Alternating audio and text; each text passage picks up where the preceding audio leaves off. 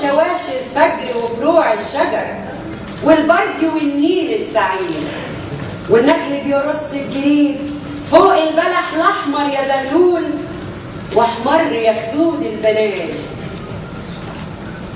يا بنت مصر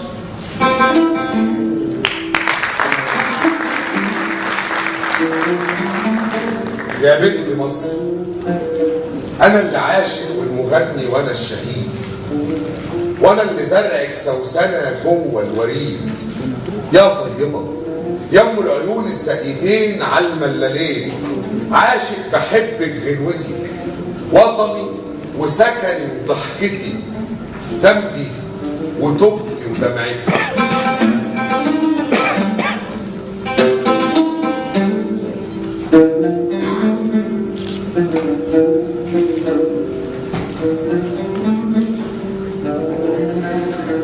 يا بنت مصر،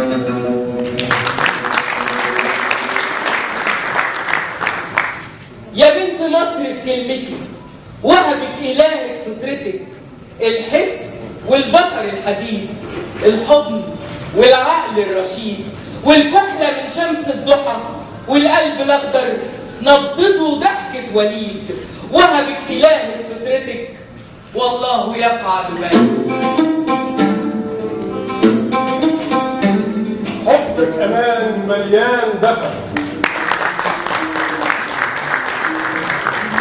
حبك أمان مليان دفى، وانتي يزيس بتغني غنوة للوفا، بتلم أشلاء الوطن في البرديات، والروح تعود وتغني تاني من جديد، وتبسمت دلتا الوطن لما دخل بيها الصعيد.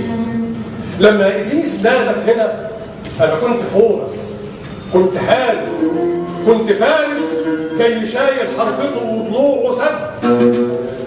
يا سد مصر وانتوا يا كل السدود، خليكوا صاحيين على الحدود.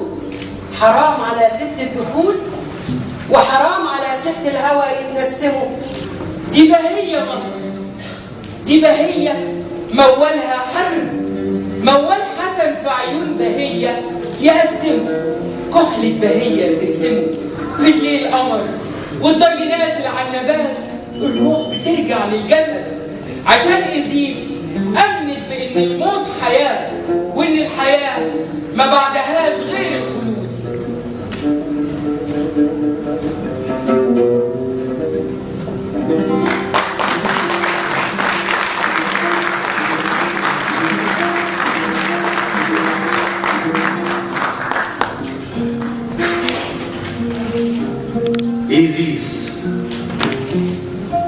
إيزيس ما كانتش مجرد إلهة فرعونية، لكنها كانت رمز للمرأة المصرية على مر العصور، لأنها بتجسد الحب الخالص والأمومة والزوجة الوفية، وكانت حارسة على الأموات وإلهة الأطفال اللي هم في الأصل بدء الحياة، وكانت قادرة على البعث لدرجة إن عبادتها انتشرت خارج حدود مصر.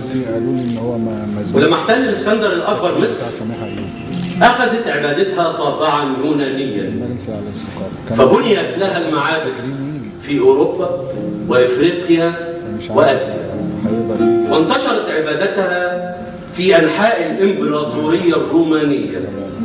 وكان تأثير إيزيس على أوروبا قوي إلى الحد الذي جعل بعض المؤرخين مثل كورزي يذهب إلى أن أصل اسم العاصمة الفرنسية باريس هو بار إيزيس، يعني القريبة من إيزيس. لفين رحتي يا أمي إيزيس؟ لفين رحتي يا أمي إيزيس؟ يا ضيع عيون ضناكي حوريس، من النوبة لحد الدلتا والوادي، يا أمي وأختي وبلادي، يا مصرية في حبك كلنا مهاويس.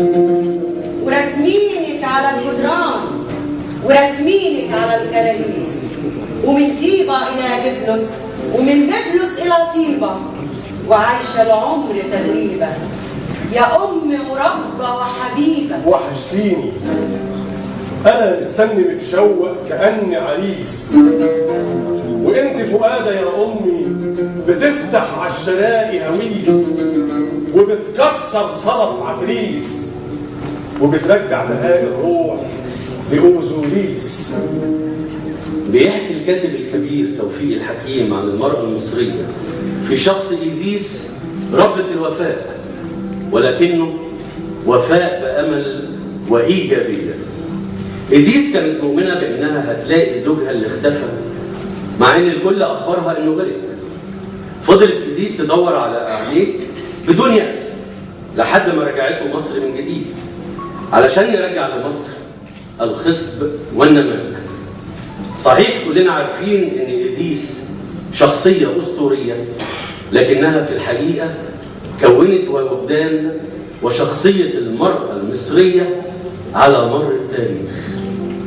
يلي كتبت الشعر في الحلوين